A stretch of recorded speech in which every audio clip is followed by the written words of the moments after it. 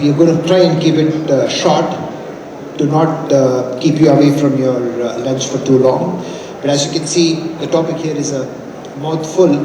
But the main thing that we are going to try and cover as much as we can in the next half an hour or so is there are some massive transitions happening on multiple fronts, right? I mean, first, of course, is that the whole content supply chain is getting more and more diversified and fragmented. On the other side, the newer monetization models with new ad formats, new distribution formats across broadcast still being dominant, but definitely declining, while some of the other formats, including streaming across AVOD and SVOD, FAST, social media, different monetization formats in each of these as well picking up, and some of the big developments that are happening with respect to cloud and loads of companies trying to use GenAI for really adding more value across their entire value chain from production, distribution, monetization, all the way to the audience engagement. So we have a fantastic panel here, well represented across various genres, from sports to news to general entertainment, people who are present both in broadcast and streaming, and also people who are more digital native looking at streaming. So the next half an hour, what we are going to try doing is to cover some of the business aspects of the change and how technology is enabling. So thanks a lot for your time. Maybe let's just have a quick 30-second on where your thoughts are on this panel, plus a quick intro, and then we'll jump into the specific themes. Maybe we'll start with you, Dylan. Thank you. Will not go into a lot of welcome. It's already done. So we are in a very interesting time, I think, and the most exciting time, also more challenging time. Because when I say exciting, the new technology, the way the new solutions are coming, how are we adapting to it? How fast we are getting the entire solution implemented to our business?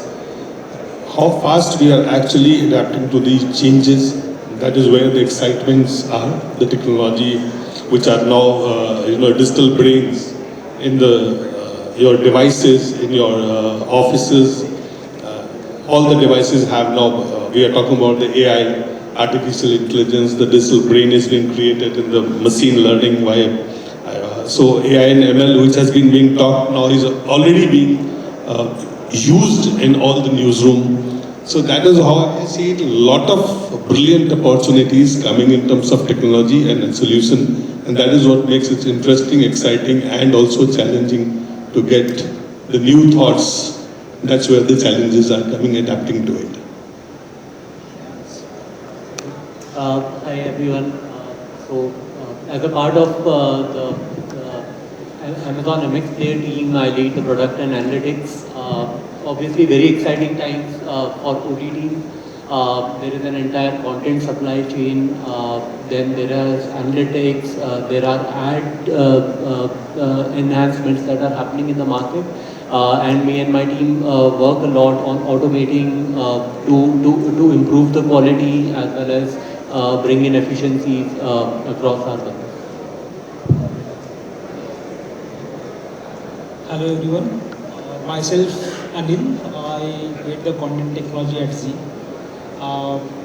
So largely we are a content company, and as you see, I mean, it's like a transition from purely from broadcasters. We are into a social, the OTT segment, the broadcast, and then the cinema and so on, right?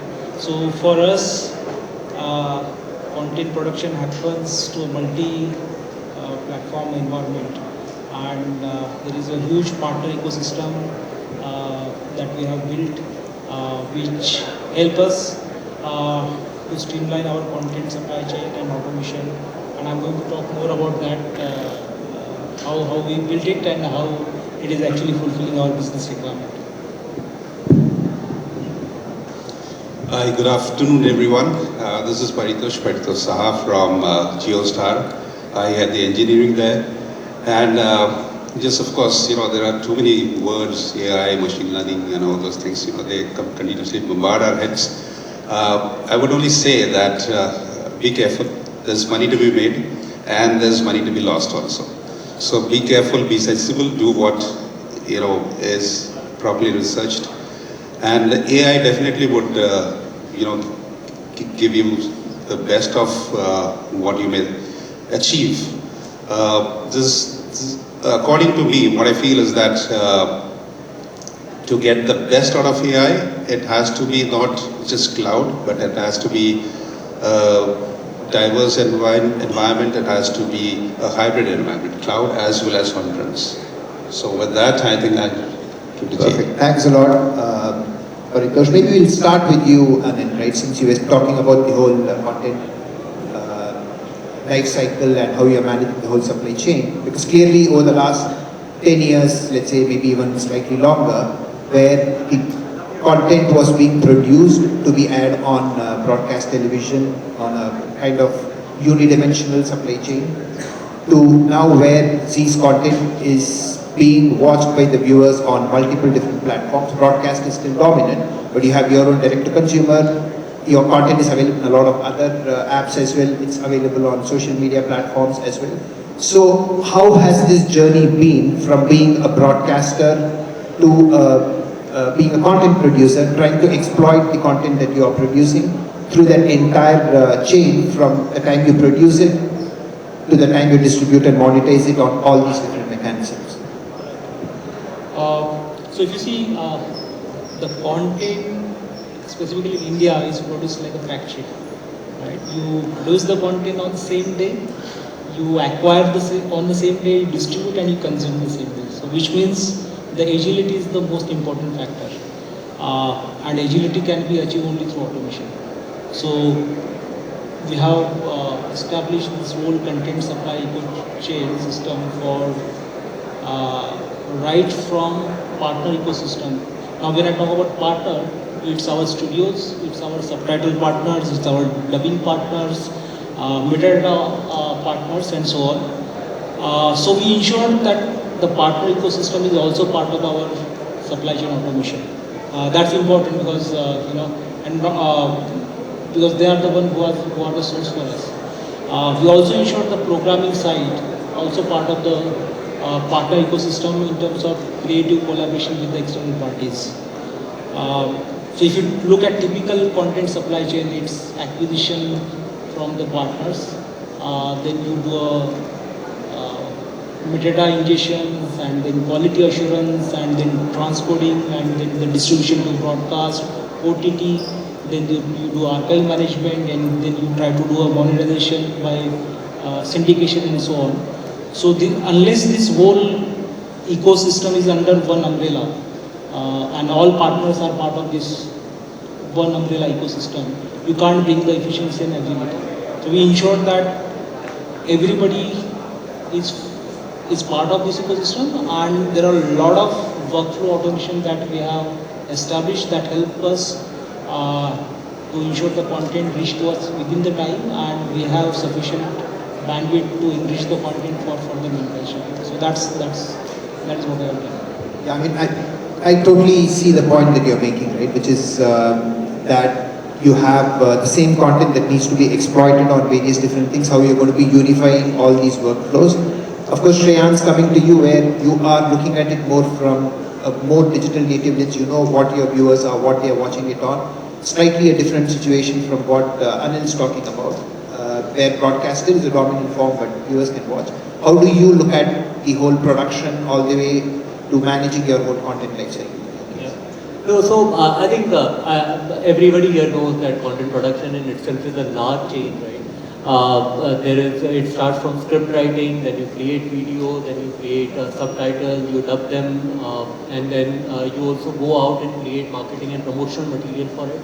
So where MX Player is looking at are several areas where we are already working on, and then there are several areas which we believe will open up in near future. For example, content localization, which is subtitles, which is dubbing, is something that we are already working on. We believe that through AI and automation, we will be able to reach a larger user base across India and make it easy for everyone to start consuming our content, and that's where it's helping us. Then on the promotional material, the marketing material that we were talking about, creating various imagery, various thumbnails. You want it in 4:3 format, you want it in 16:9 format, you want the main character in the center, you want the scene or the event mode. Everything is possible now with tools of AI far faster. Our AI tools actually generate thousands of images for us, and then our marketing team can pick from them. These are the ones that I want to go on Instagram, these are the ones that I want on my own platform, etc. Lastly, creation of reels, short form content for promotion is very easy. We can just feed the content and 100 reels can come out of it right away, and they are all available for us to start promoting. And then again, the team has to make that decision on which ones will go ahead or not. But simplifying the entire flow, making it fast, and also enhancing the quality, because one person sitting and making that trailer, right? Now the tool can give an option of 5 trailers to us, that we believe that the crux of this entire video was this. So that's where we look on the content production side. And looking at the other big lever which has the live element to it, right? Because of course a lot of what we were talking about with Anil and Shreyans is mostly on the entertainment kind of packaged content. So Paritosh, even in your case, over a period of time across multiple hats that you have worn, right? I mean, on sports, there's definitely as much viewing or happening now on streaming almost as broadcast. So how has that changed the way you are looking at your own production of the content for maybe a streaming audience as against broadcast, and what kind of workflow or technology or people, how do you see that whole transition happening, and where do you see that automation going? I think, very early we were one of the earliest to adopt the cloud for workflow, which means that right from production house coming in, the assets coming in our office, getting processed, proxies created, everything was over on a cloud. The entire process of approval system or any collaborative workflow, they were all based on cloud. Okay, now beyond this was your initial before AI. As AI came, okay, all of this, the meta tagging started happening, or the markers started coming in, which were relevant, and we could generate multiple of them. So which gave rise to multiple things, is that it gives you a very quick highlight. So, if there's a match that happens, and this happens on both the OTT as well as on the linear side, the entire match highlights, but also it gives you, as the match progresses. So that can be also alternately used across multiple platforms, on your platform, but multiple channels, okay, cross channels promotion. Like, let's say that Virat is he's in his 40s and he scored 40, and probably a very interesting match going on, and you want some of the viewers who are probably watching a movie channel or something, so you can put a movie on the movie channel, you can put a small clip, which is again AI generated, very fast. It happens just at that moment, and we call it in the moment marketing, and you can actually engage the consumers or your fans. So these are certain things that's happening. Other things are that, you would be surprised how the commentators can have all the stats. Harsha Bhogle is AI machine by himself, but apart from him, everyone's become the same. So there is an AI engine behind it, running and giving them all the data right in front of them, and as they want. So these are certain things which has really improved, and over the years, I think this will become much more refined, and probably at some stage, all these data that we are building in, which is helping our backend, would probably be pushed through the users, because we see a huge amount of the young generation who are interested to consume these kind of data.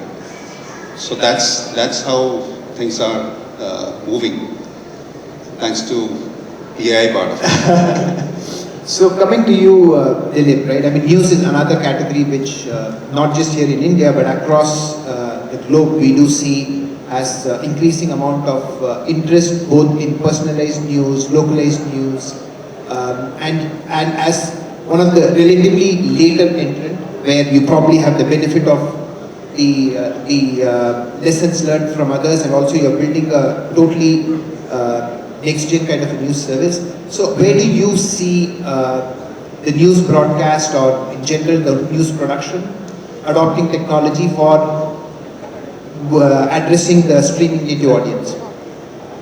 See, I come from pre-television age when the video magazine was started with video magazine, and when I was starting my channel after 35 years of my careers with different organizations, this was really a challenge. How do I start today? Because India as an economy, India as a country, India as a story is an emerging, powerful emerging story. And I must catch up with this powerful emerging story that India is. So if you are launching something from India today, it cannot be merely local only. It has to be global. So if it has to be global, you have to adapt, bring those latest technology which are globally being used. That was the first thought. Then, there were multi-screens, TV, linear TV, connected TV. Then you have, of course, 600 million plus smartphone.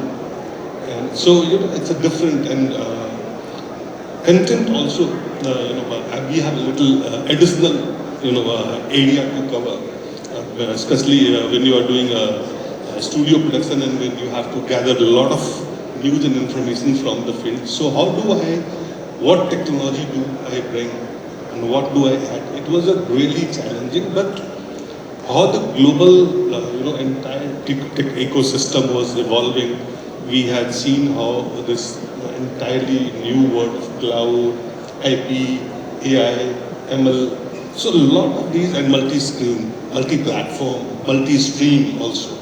So this entire thing we had to measure, and that is how we started building an entire, infrastructure.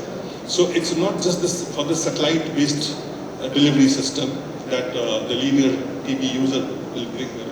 I also had to think that how do I go to these multi-platform? How do I get this multi-stream? So we started building both satellite and for the IP. So we got the latest of the technology, whether, so if you come to infrastructure, you will literally find that, you have a parallel system running which serves both the linear end user as well as the digital user. So that is how we started building the entire ecosystem. And today, we have, if I'm putting my content to YouTube or Instagram or, any other platform, so as, you have a vertical, horizontal, multiple of them. So you need to have a system, you need to have a solution that doesn't actually, have to put a lot of manpower. So you have smart technologies today. So deploy those technology, get those technology. So that is how I think, we started building. And, today, biggest problem for the news, we have billions of content uploaded across the globe, also in India, locally, regionally, nationally, and globally. Now, with that so much today, how do you figure out which is the authentic? What is the facts? So a lot of AI tools has a huge usages today. So we started developing, looking at the solutions to get the viewers the authentic, fact-based news and information.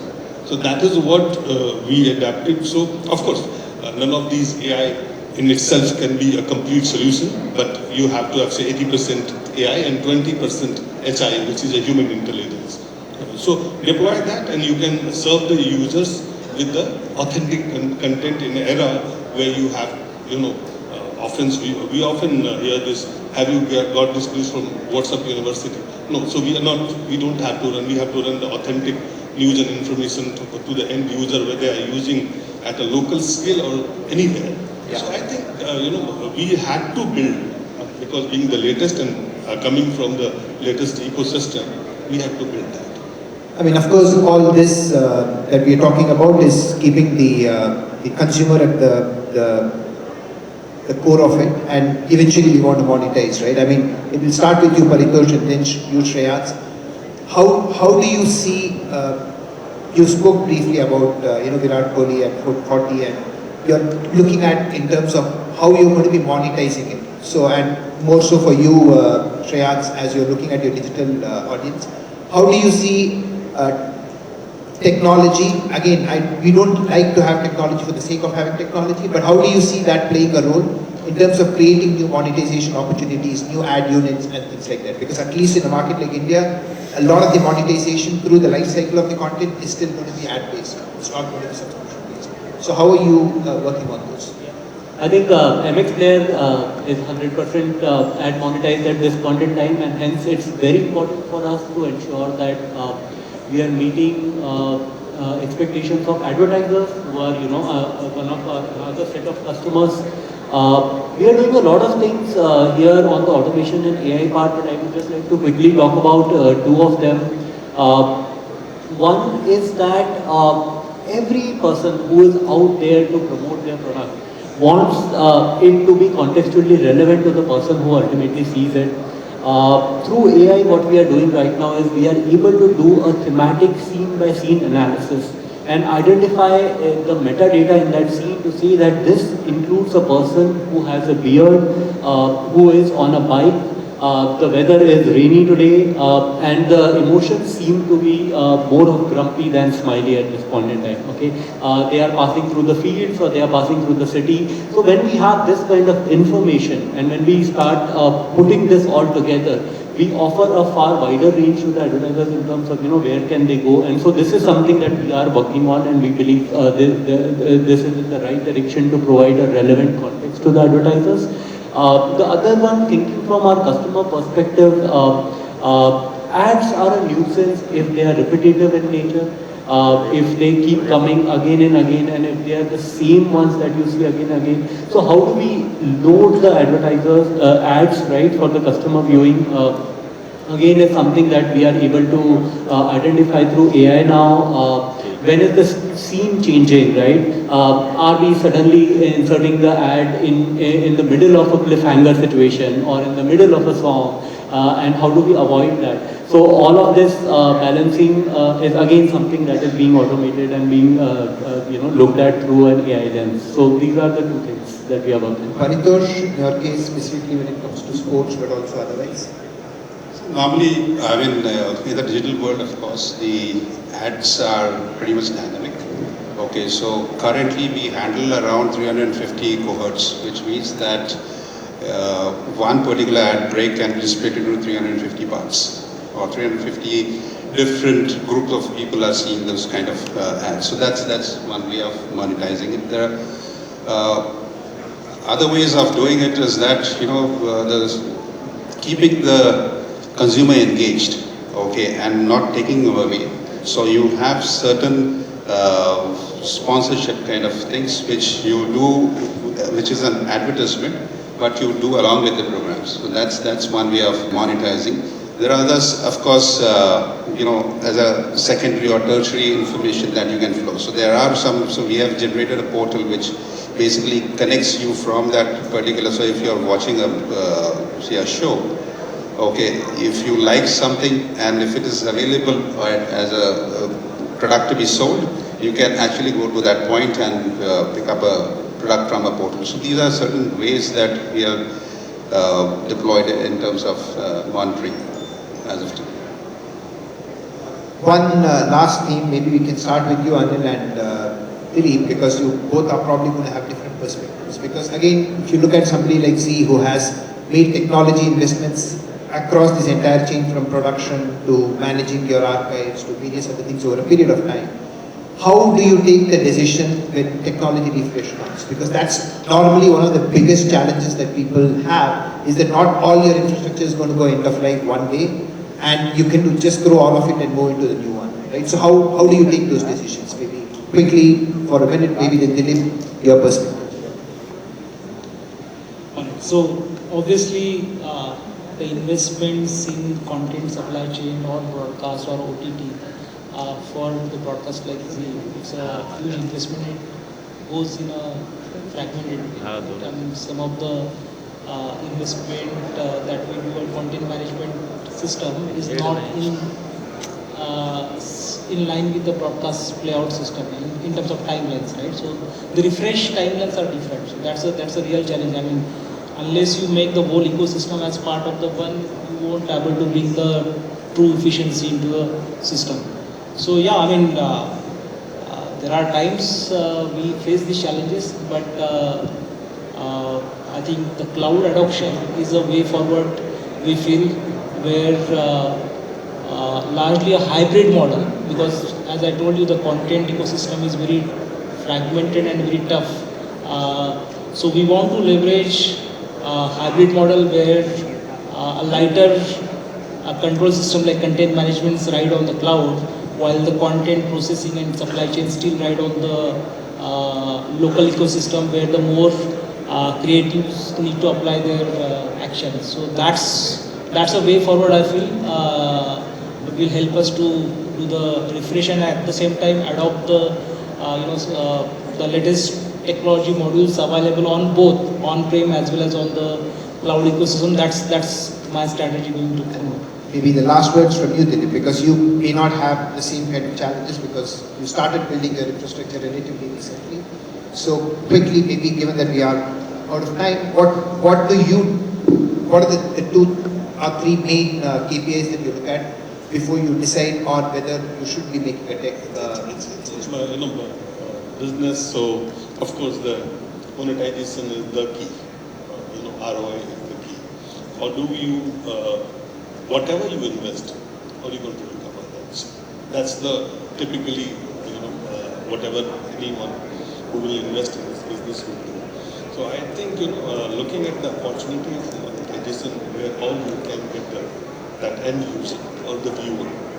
And so deployment in terms of capital, in terms of technology will be guided by that. And today, if I look at the ecosystem, if I look at the technical ecosystem, the solution across the globe, how the global scenario is, I think we'll invest in more AI, we'll invest in more cloud, wherever the cost efficiency, work efficiency, and opportunity for monetization comes better. That's all. Perfect. Thanks a lot. As you can see, we could probably go on with this panel forever. But just to kind of at least summarize the thought from all the panelists, right? I mean, cloud and AI, on one end, people make it as a solution to every single problem, which definitely it's not. Neither is it something where people feel that it is something which is not ready. I think the key thing here is if you had to earn $100 10 years back just playing a broadcast channel, now you need to do 20 different things to earn the same $100. Cloud and AI certainly can help you bring more efficiency into it, right? I think that's kind of the broader summary of it, and we need to know when and how to use it, and there are tools available. Thanks a lot, everybody, for a great panel, and have a great rest of the event. Thank you, everybody.